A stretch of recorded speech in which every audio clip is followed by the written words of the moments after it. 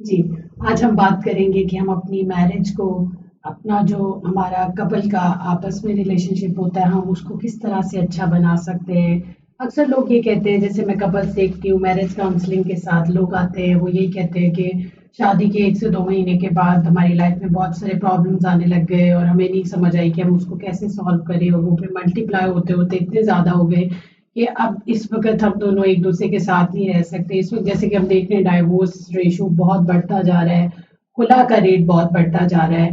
तो इसमें ये बहुत इम्पोर्टेंट टॉपिक है, आप ज़रूर इसको सुनिएगा और फ़ॉलो करने की कोशिश कीजिएगा। देखिए, हम किसी भी रिलेशनशिप में चलें तो इन 2 इंसान परफ़ेक्ट नहीं हो सकते, कोई भी परफ़ेक्ट नहीं होता। हर इंसान में बुराई, अच्छाई होती है, और वैसे भी ऑपोज़िट जेंडर कभी भी सेम लाइफ़ नहीं गुज़ार सकते। मतलब अगर तो एक लड़की सोचती है शादी के फ़ौरन बाद कि मेरा हस्बैंड सारा कुछ वो करे जो मैं चाहती हूँ, और जो जैसी मेरी लाइफ़ है या हस्बैंड चाहे कि बीवी वैसे बने जैसे मैं चाहता हूँ, तो देखिए ये बहुत इम्पॉसिबल सी बात है। हाँ, आप 10 टू 15% 10 टू 20% एक-दूसरे में चेंजेस ला सकते हैं, लेकिन आप कंप्लीट एक-दूसरे को वैसा नहीं बना सकते जैसा कि आप चाहते हैं।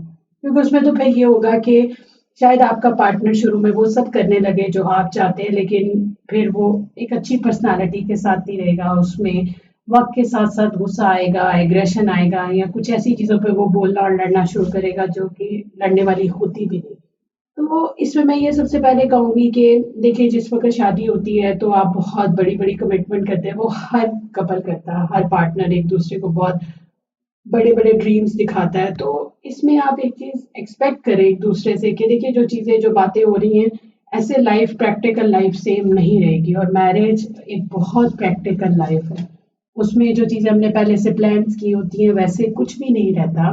हाँ, ये है कि अगर हम चाहते हैं कि हम अपना रिलेशनशिप अच्छे से लेकर चलें, तो वो हम लेकर चल सकते हैं। सिर्फ़ इस तरह कि हम एक-दूसरे को थोड़ी स्पेस दें, हम टॉलरेट करें। अगर कोई ऊपर-नीचे बात हो जाती है तो उस वक़्त नहीं, हम थोड़ा-सा हट के अपने पार्टनर को गाइड करें कि यहाँ तुम गलत थी या यहाँ आप गलत थे, अगर आप ऐसा करते तो हम चीज़ों को ऐसे सॉल्व कर सकते थे। देखिए, अगर आपको लगता है कि एक बंदा गुस्सा करता है और उसी मोमेंट पे दूसरा भी कर रहा होता है, इस चीज़ की वजह से रिलेशनशिप बहुत बुरे से खराब होता है। आप ये देखिए कि अगर हम बहन-भाई हों या माँ-बेटी हो या बाप-बेटा हो, वहाँ पे भी अगर दोनों लोग मिलकर गुस्सा करेंगे तो रिलेशनशिप खराब होगा। तो इसी तरह से मैरिज भी है कि जहाँ आपको स्पेस देने की ज़रूरत है, थोड़ा-सा बर्दाश्त की ज़रूरत है, आप बर्दाश्त नहीं करते और दोनों बहुत एक ही टोन में बोलते हैं, या फिर आहिस्ता-आहिस्ता वो वर्बल एग्रेशन फिज़िकल एग्रेशन में चेंज होता है, और वो फिर इतना बढ़ता चला जाता है कि वक़्त के साथ-साथ फिर उसमें रिलेशनशिप में कोई जगह नहीं बचती एक-दूसरे के लिए।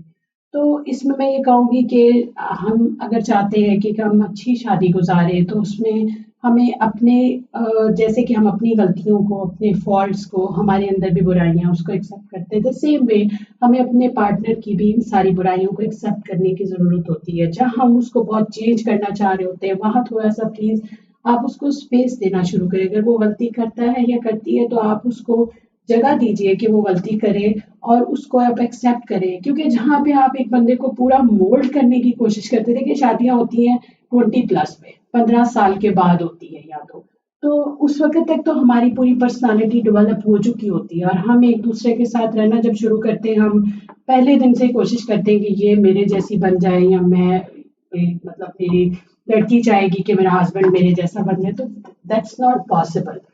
देखिए, सबसे पहले मुझे लगता है कि एक औरत को अपना रोल क्लियर होना चाहिए मैरिज में, आदमी को अपना रोल क्लियर होना चाहिए।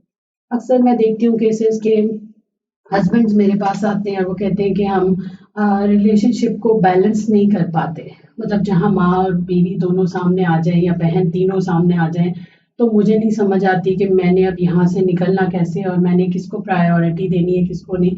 तो मैं हमेशा माँ कहती हूँ कि प्लीज़ आप सच्ची बात को और जो राइट की चीज़ है उसको प्रायोरिटी दें। तो ठीक है, आपका एक रिस्पेक्टफुल रिलेशनशिप है माँ के साथ, बीवी के साथ, बहन के साथ, लेकिन ये नहीं कि आप हमेशा माँ को फ़ेवर कर रहे हैं या हमेशा बीवी को फ़ेवर कर रहे हैं। देखिए, जो चीज़ गलत है उसके लिए, अपने राइट के लिए आप बोलिए। आज आप अपनी वाइफ़ के लिए बोलेंगे या माँ के लिए बोलेंगे, तो ही आप कल अपने लिए बोल सकेंगे। तो बैलेंस रिलेशनशिप वहाँ आप रख सकते हैं जब आप प्रॉपर एक राइट पे बात करें, और आप इस चीज़ को ज़हन में रखें कि मैंने किसी के साथ कुछ गलत नहीं होने देना।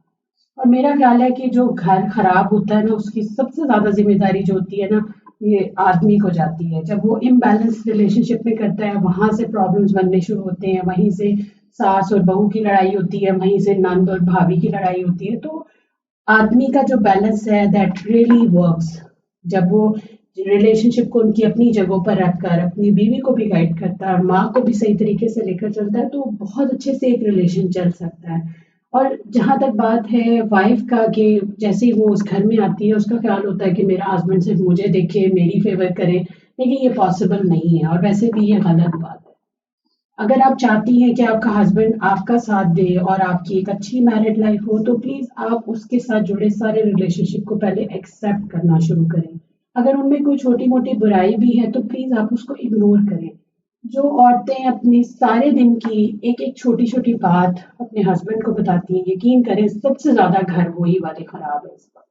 क्योंकि पहले सबसे तो वो आदमी को दूर करती है माँ से, बहन से, बाकी रिलेशनशिप्स, और फिर ग्रेजुअली एक वक्त ये आता है कि वो उस औरत को भी पसंद नहीं करता।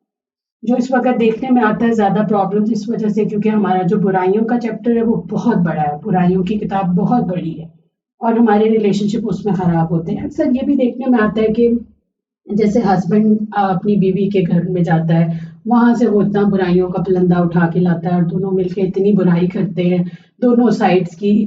देखिए, जो नेगेटिविटी है ना, वो किसी भी रिलेशनशिप को खराब कर सकती है। अगर आप अपनी वाइफ की साइड की बातें कर रहे हैं या अपनी साइड की बातें कर रहे हैं, तो it's mean you are negative person. तो दो नेगेटिव लोग जब बैठ के इतनी डिस्कशन करेंगे, तो एट लास्ट वो दोनों भी एक दूसरे के साथ नहीं रह सकेंगे। इसलिए कोशिश करें कि आप अपनी मैरिज को अगर सक्सेसफुल चाहते हैं, तो आप एक तो दोनों को एज इट इज एक्सेप्ट करें, एक दूसरे की फैमिलीज को प्लीज रिस्पेक्ट दीजिए। मैं हमेशा पार्टनर से कहती हूँ दोनों से कि देखें, लव नहीं, सबसे पहले रिस्पेक्ट लेकर आइए एक दूसरे की तरफ। अगर आप एक दूसरे को रिस्पेक्ट नहीं करते, तो फिर लव, केयर, अटेंशन सारी मतलब साइड की बातें हैं, उसकी कोई प्रायोरिटी नहीं है, उसकी कोई अहमियत नहीं है। आप मैरिज में एक दूसरे को रिस्पेक्ट करें, एक दूसरे की बुराई अच्छाई को फैक्ट हकीकत समझ कर एक्सेप्ट करें, तो आपके रिलेशनशिप बहुत आसानी से गुजर सकता है। आप उसके जो रिश्ते जुड़े हुए हैं, देखिए एक आदमी अपनी पूरी फैमिली के खिलाफ हो सकता है, वहां हमेशा मैं औरत को गाइड करती हूँ कि आपने उसके खिलाफ वाली चीज का फायदा नहीं उठाना। आपने उसको पॉजिटिविटी देने की कोशिश करनी है, क्योंकि आज जो अपनी पूरी फैमिली के खिलाफ है, कल वो आपके खिलाफ भी हो सकता है। तो इस चीज का फायदा कभी मत उठाएं। इसी तरह से सेम आदमी के लिए कि अगर औरत के पास कोई उसकी साइड की कोई नेगेटिव चीज आ जाती है, बुराई आ जाती है, जिसको वो बहुत बुरा समझ रही होती है, तो आप उस चीज का फायदा मत उठाएं, आप उसको पॉजिटिविटी देने की कोशिश करें। देखिए, मैरिज में बिल्कुल वैसे जैसे बाकी रिलेशनशिप चल रहे होते हैं।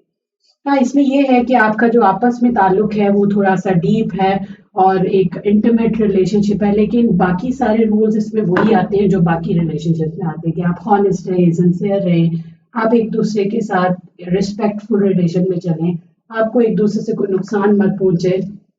और वैसे भी जब हम लफ्ज़ों में बुराई रखते हैं, तो फिर ऑब्वियसली हम दिलों में भी बुराई रखते हैं। अगर हम अपने हस्बैंड को या अपनी वाइफ को किसी दूसरे तीसरे के खिलाफ कर रहे होते हैं, तो इसका मतलब अंदर से हम दोनों भी एक दूसरे के लिए बहुत सिंसियर नहीं है। इसलिए अगर आप चाहते हैं कि आपकी मैरिज सक्सेसफुल हो और एक पॉजिटिव हेल्थी रिलेशनशिप हो, सो ट्राई टू एक्सेप्ट अपने इर्द गिर्द के लोगों को एज इट इज एक्सेप्ट करें जैसे वो हैं, और आपस में एक दूसरे के साथ एक रिस्पेक्टेबल रिलेशनशिप में चलें। क्योंकि जब आप एक दूसरे को इज्जत देंगे, तो उससे ये होगा कि आप एक दूसरे के साथ धोखा नहीं कर सकेंगे, आप एक दूसरे को कोई चीट नहीं करेंगे, और उसी से एक आप मतलब आप अपने बच्चे की परवरिश भी अच्छी सी कर सकते हैं और आपको आगे कोई प्रॉब्लम नहीं आएगी।